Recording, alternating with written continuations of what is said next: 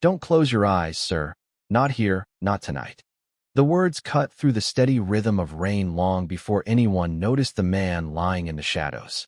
On most nights, the narrow alley behind Lexington Avenue was nothing more than a shortcut between glittering office towers and the subway entrance 3 blocks away. Delivery trucks rumbled past without slowing, neon signs shimmered in puddles across cracked pavement, and tired office workers hurried home with their collars raised against the cold spring drizzle. Nobody looked twice at the figure crumpled beside an overflowing dumpster.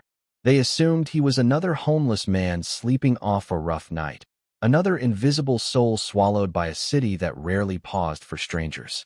But Naomi Brooks stopped. She always stopped. 34 years old, dressed in faded navy scrubs beneath a rain-soaked gray jacket. She had just finished a 12-hour overnight shift at St. Andrew Medical Center. Every muscle in her body begged for rest. Her feet ached from miles of walking hospital corridors, and the paper cup of coffee in her hand had already gone cold. She still had nearly a mile to walk before reaching the small apartment she shared with her aging mother in Queens. Yet something about the man lying motionless beneath the flickering security light refused to let her keep walking. Perhaps it was the unnatural stillness. Perhaps it was the expensive leather shoes peeking from beneath rainwater-stained slacks. Or perhaps it was a memory she had carried for years, one she could never outrun. She hurried toward him, dropping her coffee without even noticing as the cup rolled into a storm drain. Kneeling beside him, she saw silver streaks in his dark hair, a tailored overcoat soaked through by rain, and a wristwatch that probably cost more than her annual salary. None of that mattered. What mattered was his breathing. It was shallow, uneven. His face had lost its color beneath the pale glow of the alley light. Naomi carefully touched his shoulder. "Sir, can you hear me?" No response. She looked around. People were passing the mouth of the alley only yards away. Some glanced over for half a second before continuing toward warm restaurants, waiting rideshares, and brightly lit apartment buildings. One man slowed just enough to shake his head. "Probably drunk," he muttered before disappearing into the rain. Naomi ignored him. She placed 2 fingers gently near the man's neck, feeling for a pulse exactly as she had learned years ago while helping care for her father after his devastating stroke. It was there. Weak, but there. Relief washed over her, followed almost immediately by urgency. She pulled her phone from her jacket pocket with trembling fingers and called 911, speaking with calm precision despite the pounding in her chest. As the dispatcher asked questions, Naomi leaned closer to the stranger, her voice steady even as rain dripped from her curls onto the pavement. "Stay with me, sir," she whispered. "You have to hear my voice." His eyelids fluttered for the briefest moment before sinking shut again. Naomi gently supported his head just enough to keep him comfortable without moving him unnecessarily. The dispatcher promised an ambulance was already on its way, but every passing second felt painfully long. The city continued moving around them as though nothing extraordinary had happened. Taxis splashed through puddles. A distant siren echoed between skyscrapers. Somewhere nearby, laughter drifted from a rooftop restaurant. Yet inside that forgotten alley, time seemed to narrow into one fragile heartbeat and one quiet promise from a woman the world barely noticed. She leaned closer once more, refusing to let silence win. "Open your eyes, sir," she said softly. "Please, open your eyes." The distant wail of approaching sirens grew louder, weaving through the rain like a promise that help was finally coming. But Naomi Brooks never looked away from the stranger's face. She kept speaking in the same calm, reassuring voice she had once used for someone else years before, because experience had taught her that fear often sounded quieter than silence. Most people who crossed Naomi's path assumed she was simply another exhausted hospital employee trying to survive another week in New York City. They saw the worn sneakers, the faded backpack, the secondhand rain jacket, and the tired eyes that came from working overnight shifts. They never imagined that beneath that ordinary appearance lived a woman who had quietly carried more responsibility than many people twice her age. When Naomi was 22, her father suffered a massive stroke while repairing an old porch for a neighbor. The ambulance arrived quickly, but recovery became a journey measured not in days or weeks, but in years. Her mother worked double shifts at a neighborhood grocery store, leaving Naomi to become caregiver, companion, and advocate all at once.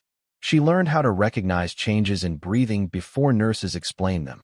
She learned how to stay calm when panic helped no one. She learned that sometimes the greatest gift another human being could receive was simply hearing a familiar voice refusing to give up on them. Medical school had once been her dream.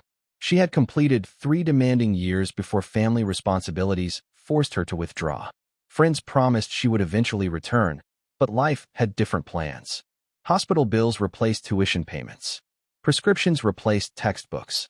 Her classmates became physicians while Naomi accepted a position as a patient care technician, telling herself that healing people did not always require the letters after a person's name. Even after her father peacefully passed away, she never stopped working nights at St. Andrew Medical Center because the schedule allowed her to care for her mother during the day. The apartment they shared was small enough that sunlight reached every room before noon, yet Naomi filled it with warmth through simple routines. Every morning, she prepared breakfast before helping her mother organize medications. Every afternoon, she walked to the neighborhood pharmacy, carrying groceries home instead of paying for delivery. Every evening, she caught a crowded subway into Manhattan before beginning another overnight shift caring for complete strangers with the same quiet patience she had once reserved for her father. Her coworkers often teased that Naomi could calm anxious patients faster than anyone on the floor. She never considered it a special talent. She simply believed every frightened person deserved someone willing to listen before speaking. That belief followed her everywhere, even into forgotten places like this rain-soaked alley where most people hurried past without slowing their steps. As the stranger's breathing remained uneven, Naomi gently adjusted the folded jacket beneath his head to keep him as comfortable as possible without moving him unnecessarily. She continued answering the dispatcher's questions with remarkable clarity, describing his condition as accurately as she could while never allowing worry to overpower her voice. A cold breeze swept through the alley, carrying the scent of wet concrete and fresh rain, but Naomi barely noticed. She had stood beside too many hospital beds to mistake precious minutes for ordinary time. Whoever this man was, whatever life he had lived before collapsing into the darkness, he deserved the same chance her father had been given years ago. And until the ambulance arrived, Naomi silently decided that this stranger would not face the night alone. The ambulance rounded the corner just as another black SUV came to an abrupt stop near the entrance to the alley. 2 men in tailored suits rushed out without umbrellas, their polished shoes splashing through the puddles as panic erased every trace of professional composure. One of them froze the instant he recognized the man lying on the pavement. "Mr. Whitmore," he shouted, his voice cracking beneath the rain. Naomi looked up for the first time since calling for help, surprised by the urgency in the stranger's face. She stepped back just enough to give the paramedics room as they hurried toward Charles Whitmore with practiced efficiency. One paramedic knelt beside him while another prepared monitoring equipment, asking Naomi a series of rapid questions. She answered each one calmly, describing exactly when she had found him, how responsive he had been, and everything she had observed without exaggeration or panic. The lead paramedic nodded with quiet appreciation. Accurate details mattered, and Naomi had given them every one. Meanwhile, the 2 men in suits stood several feet away, visibly shaken. One kept making phone calls with trembling hands while the other stared at Charles as though unable to believe what he was seeing. Charles Whitmore was not simply another successful businessman. He was the founder and chief executive officer of Whitmore Dynamics, a technology company whose software powered hospitals, airports, and financial institutions across the country. Business magazines regularly placed him among the most influential entrepreneurs in America. Television interviews praised his relentless discipline. Investors admired his ability to predict market trends, and employees often described him as brilliant, demanding, and nearly impossible to surprise. His calendar was planned months in advance, his meetings rarely lasted longer than scheduled, and every decision reflected efficiency above emotion. Friends were few. Trust came even less easily. Charles believed success belonged to people who never slowed down. Long workdays became longer years. Breakfast often meant coffee during conference calls. Dinner usually happened somewhere between airports and boardrooms. Sleep became another appointment to postpone whenever another acquisition, another negotiation, or another investor demanded attention. His physicians had repeatedly encouraged him to reduce stress, exercise more consistently, and allow himself genuine rest. Charles always smiled politely before returning to work exactly as before. Tonight had been no different. After finishing a private investment meeting only blocks away, he had dismissed his driver, insisting he wanted to walk alone through the rain to clear his mind before heading home. None of his executive assistants argued because no one ever questioned Charles Whitmore once he had made a decision. Yet somewhere between towering office buildings and brightly lit avenues, the city that knew his name had unknowingly watched one of its most recognizable leaders disappear into a forgotten alley where nobody recognized him. Had Naomi continued walking like everyone else, Charles would have remained just another motionless figure hidden from the world. The realization settled quietly over the growing crowd as whispers began spreading between bystanders who finally recognized the billionaire now being carefully prepared for transport. Cameras remained tucked away. Nobody spoke loudly anymore. The rain softened into a gentle mist, while flashing emergency lights reflected across the wet pavement like scattered pieces of red and blue glass. Naomi stood silently near the alley wall, water dripping from her sleeves, expecting nothing more than confirmation that the stranger she had found would receive the care he needed. She had no idea that this ordinary decision to stop for someone everyone else ignored had already begun changing far more lives than her own. The rear doors of the ambulance closed with a solid metallic click, but before the vehicle could pull away, one of the paramedics leaned out and called toward Naomi. "Ma'am, did you say you work at St. Andrew Medical Center?" She nodded, surprised by the question. "Patient care technician," she answered. The paramedic gave her an appreciative smile. "That explains why everything you told dispatch was so precise. You helped us more than you probably realize." Naomi offered a modest smile and simply replied, "I only did what anyone should do." The words were barely finished when one of Charles Whitmore's senior executives stepped forward, adjusting his rain-soaked suit jacket. His name was Daniel Mercer, the company's chief operating officer, a man known for handling billion-dollar negotiations without showing emotion. Tonight, however, his composure had vanished. "Miss," he said quickly, "please do not leave yet. We may need a statement." Naomi glanced at the digital clock above a nearby parking garage entrance. Nearly 8 o'clock in the morning. Her mother would already be awake, wondering why she had not arrived home. She reached for her phone to send a brief message, only to realize the battery had completely died during the emergency call. Before she could explain, another black SUV rolled quietly into the alley. A woman in her early 50s stepped out wearing a tailored charcoal coat despite the rain. Her silver hair was neatly tied back, and although she never raised her voice, everyone around her instinctively made room. "How is Mr. Whitmore?" she asked. Daniel answered immediately. "They are taking him to Midtown Memorial." He regained partial responsiveness before transport. Relief softened her expression for only a moment before her attention shifted toward Naomi. "Were you the one who found him?" Naomi nodded politely. "Yes, ma'am." The woman walked closer, studying Naomi with calm curiosity instead of suspicion. "I am Evelyn Grant, Mr. Whitmore's executive assistant. Charles has trusted me with nearly every major decision for over 20 years. She paused, looking briefly toward the departing ambulance. "You may have made the most important decision of all tonight." Naomi lowered her eyes, uncomfortable with the attention. "I only happened to be there." Evelyn gently shook her head. "No. Hundreds of people happened to be there. You were the only one who stopped." The sentence lingered in the cool morning air. Even several bystanders quietly looked away, suddenly remembering how easily they had walked past. Daniel cleared his throat. "Miss Brooks, would you be willing to come to the hospital? The physicians may have additional questions about what happened before emergency services arrived." Naomi hesitated. She still wore damp scrubs from an exhausting overnight shift. Her shoes were soaked through. Her mother would certainly worry. Yet she remembered how frightened families often felt waiting for updates in hospital corridors. If answering a few more questions could help the doctors understand Charles's condition, she could not justify refusing. "All right," she answered softly. "I will come." Daniel immediately opened the rear door of the SUV. Naomi instinctively stepped back. "Thank you, but I can take the subway." Evelyn smiled kindly. "Normally I would admire your independence. Today, please allow us to help." After a brief pause, Naomi accepted. As the vehicle pulled away from the alley, she looked back through the rain-speckled window. The flashing emergency lights were already fading into the distance, and city workers had begun washing away the last traces of the night's storm.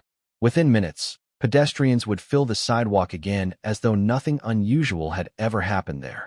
But Naomi could not shake the quiet feeling that somewhere between those wet bricks and fading sirens, the course of several lives had already begun to change. Midtown Memorial Hospital was already buzzing with the controlled urgency of a busy weekday morning when Naomi stepped through the emergency entrance beside Daniel Mercer and Evelyn Grant. Nurses pushed rolling workstations between treatment rooms, physicians spoke quietly over patient charts, and monitors hummed with steady rhythms that Naomi knew by heart. She suddenly felt out of place, not because she was unfamiliar with hospitals, but because she had entered this one as something she had never expected to be, the unknown witness connected to the city's most recognizable business leader. A hospital administrator quickly escorted them to a private consultation room just outside the intensive care unit. "The physicians are still evaluating Mr. Whitmore," he explained. "They may want to ask you a few additional questions." Naomi nodded and quietly took a seat near the window, folding her damp jacket across her lap. She expected the conversation to end there. Instead, another man entered the room with hurried confidence. His expensive navy suit, polished shoes, and company identification badge immediately suggested senior management. He barely acknowledged Naomi before turning toward Daniel. "Legal has already been notified," he said. "The board wants a complete timeline before the media hears anything." Only then did his eyes settle on Naomi. His expression shifted almost imperceptibly. "She is the woman from the alley?" Daniel answered calmly. "Yes." The executive glanced at Naomi's worn backpack resting beside her chair, then lowered his voice, although not enough to prevent her from hearing. "Have we confirmed her background?" Naomi looked down without responding. Years of working quietly behind the scenes had taught her that people sometimes formed opinions before asking questions. Daniel frowned slightly. The paramedics already verified her account. The man remained unconvinced. "I am simply saying we should be careful. Situations involving high-profile executives often attract unnecessary attention." Evelyn's calm voice interrupted before the conversation could continue. "Or perhaps situations involving decent human beings deserve gratitude before suspicion." The room fell silent. The executive cleared his throat, but said nothing further. Naomi pretended to study the rain outside the window, giving everyone the dignity of believing she had not heard the exchange. Inside, however, the familiar ache settled quietly into her chest. It was not anger. It was recognition. She had experienced moments like this before. People saw her skin color, her modest clothes, or her job title long before they noticed her character. Fortunately, she had long ago decided not to let other people's assumptions determine her own kindness. A few minutes later, one of the emergency physicians entered carrying a clipboard. His eyes immediately found Naomi. "Miss Brooks." She stood. "Yes, doctor." His serious expression softened into genuine appreciation. "I wanted to personally thank you. Based on everything our team has evaluated, your actions before emergency services arrived likely prevented a far more serious outcome. Keeping him responsive gave us valuable time." Naomi quietly shook her head. "I'm just glad you reached him when you did." The physician smiled. "That kind of humility is becoming rare." Before anyone could respond, another nurse stepped into the room. "Doctor, he is awake." Every conversation stopped. Daniel slowly exhaled. Evelyn closed her eyes for one brief moment of relief. Even the skeptical executive lowered his gaze. Somewhere beyond the intensive care unit doors, Charles Whitmore had opened his eyes again. None of them knew what he would remember from the rain-soaked alley, but Naomi could still hear the quiet words she had repeated again and again while the city rushed past without stopping. And for reasons she could not explain, she wondered whether those simple words had reached him after all. The hospital gradually settled into the quieter rhythm that always followed an emergency. Outside the intensive care unit, the morning rain had finally stopped, leaving tiny droplets clinging to the windows where pale sunlight slowly broke through the gray clouds. The city beyond continued exactly as it always had. Yellow taxis filled the streets, commuters hurried toward office buildings, and somewhere a construction crew began another ordinary day. Inside the waiting area, however, time seemed to move differently. Naomi sat alone with a warm paper cup of coffee that one of the nurses had quietly handed her.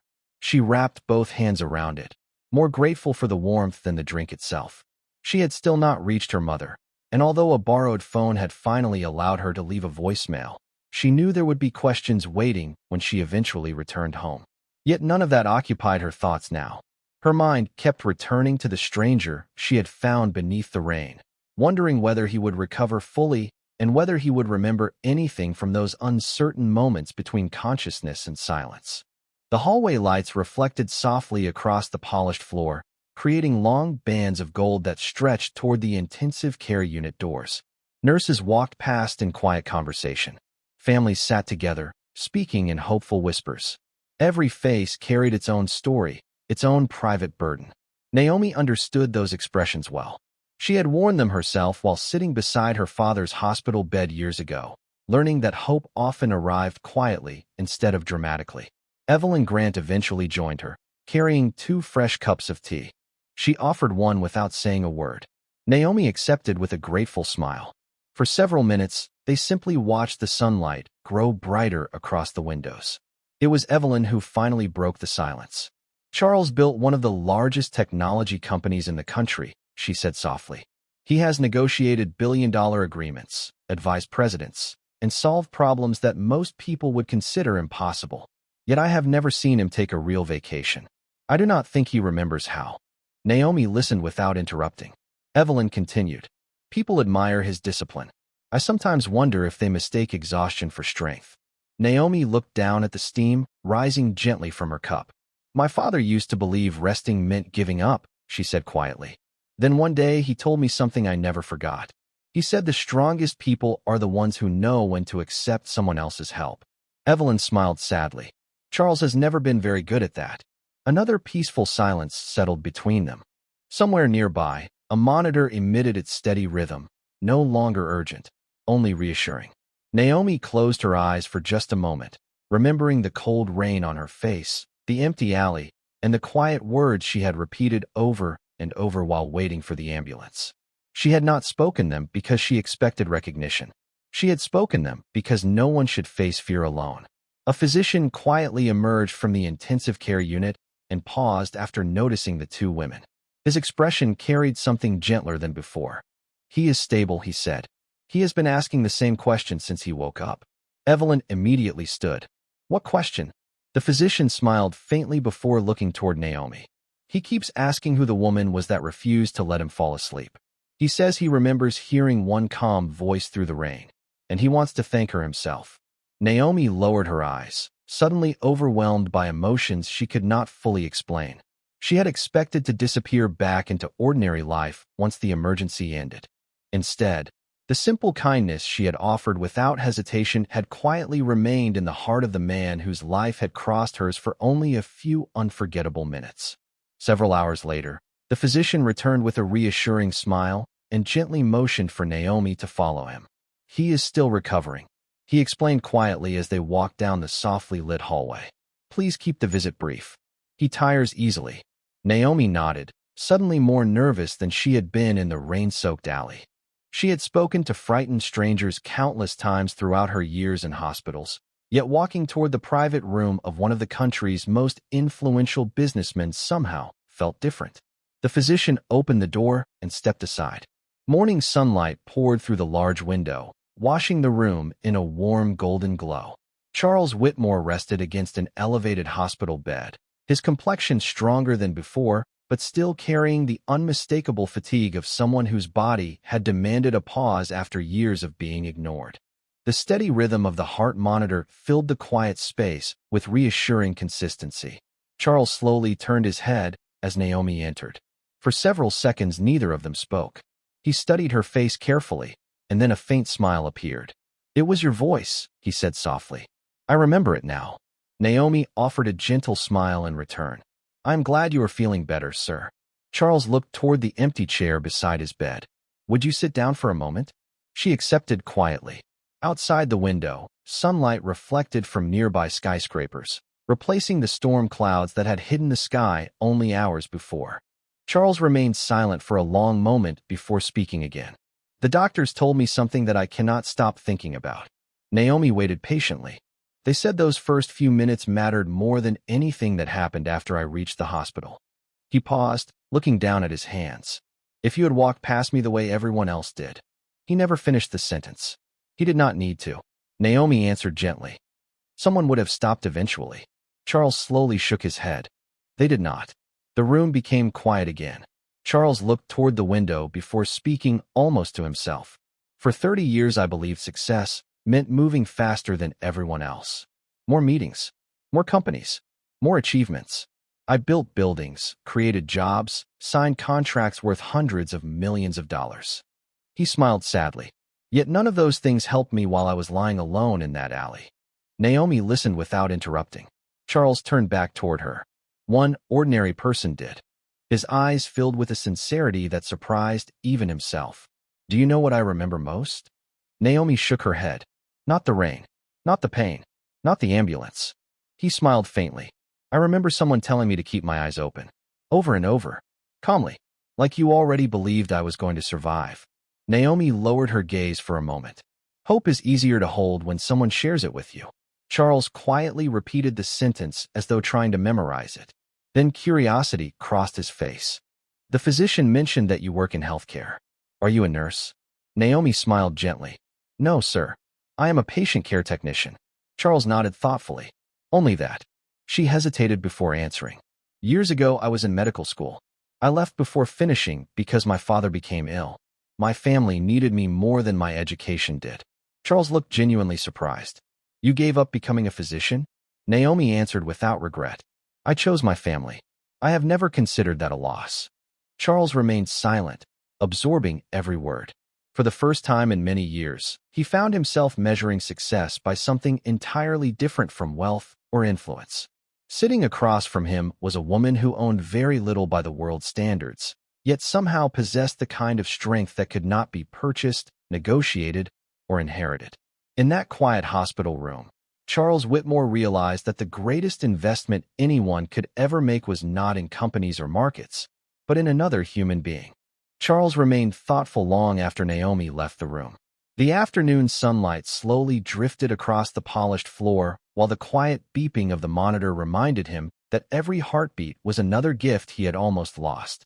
For the first time in decades, his assistant found him sitting without reaching for his phone or asking for financial reports. Instead, he stared out the window as people hurried along the sidewalks far below. Evelyn, he said quietly, how many people walk past someone in need every day? She considered the question before answering. Too many. Charles nodded slowly. I used to believe changing the world meant building bigger companies. I think I was looking in the wrong direction. The following morning, after receiving encouraging medical updates, Charles requested a private meeting with Naomi before she returned to work. She entered wearing the same simple jacket and carrying the same worn backpack. Looking slightly embarrassed by the attention she continued receiving. Charles smiled warmly. Thank you for coming back. Naomi answered with her usual humility. I only wanted to make sure you were recovering well. Charles reached toward the bedside table where a neatly prepared envelope rested. I asked my legal team to prepare something. Naomi looked at it, but made no move to take it. It is a financial gift, Charles explained. Enough to repay your kindness many times over. Naomi smiled gently and slowly shook her head. Sir, I appreciate your generosity, but I cannot accept it. Charles looked genuinely surprised. Why not? She folded her hands calmly in front of her. Because I did not help you hoping for a reward. If I accepted money for doing what my conscience already required, I would always wonder whether I had acted for the right reason. The room became completely still. Evelyn quietly looked away, giving both of them a moment that felt deeply personal. Charles slowly lowered the envelope back onto the table. Then tell me what I can do. Naomi hesitated, searching for the right words. There is something. Charles immediately leaned forward. Anything. Naomi looked toward the hospital window where families entered and left throughout the day. When my father became sick, I learned that where someone lives often determines how quickly help arrives. Some neighborhoods have emergency equipment on nearly every corner. Others have almost none. Many people lose precious minutes simply because help is too far away. Charles listened without interrupting. If you truly want to thank me, Naomi continued softly, Do not spend your money on me. Place automated external defibrillators in neighborhoods that cannot afford them. Offer free emergency response classes. Help ordinary people save ordinary strangers. Charles did not answer immediately. His eyes filled with quiet admiration.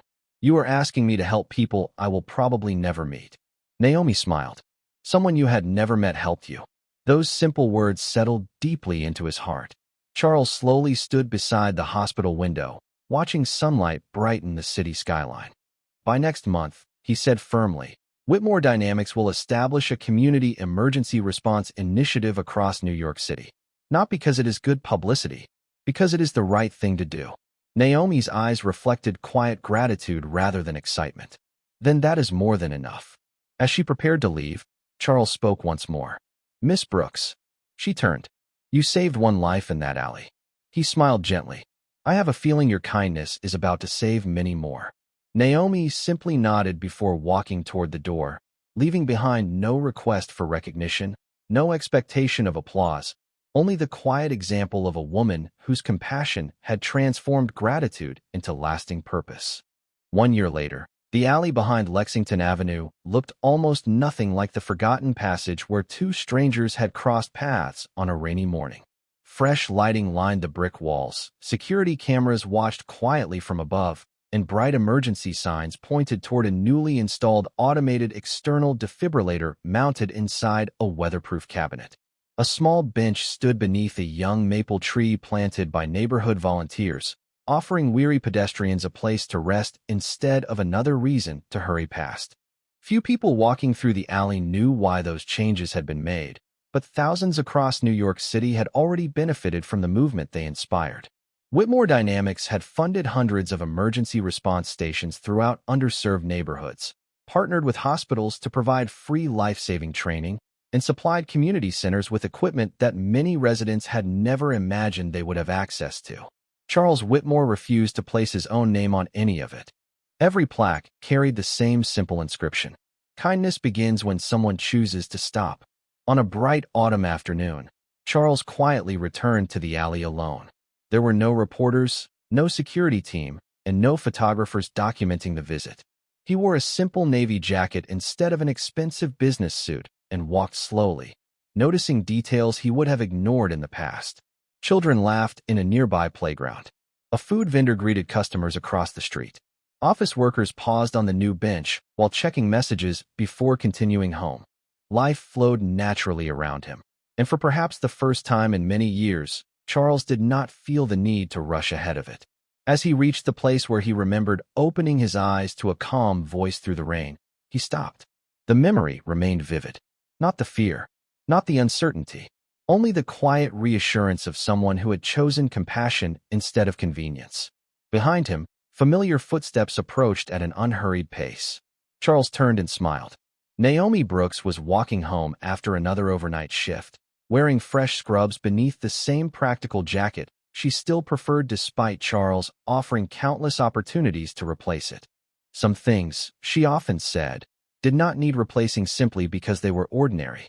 They greeted each other with warm smiles that required no ceremony. You still walk home? Charles asked. Naomi laughed softly.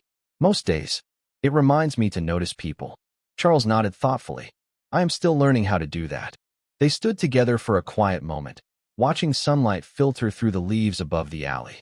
Nearby, a teenage boy paused beside the emergency response station to read the instructions posted beneath the defibrillator cabinet before continuing on his way. Charles smiled as he watched him. You were right, he said quietly.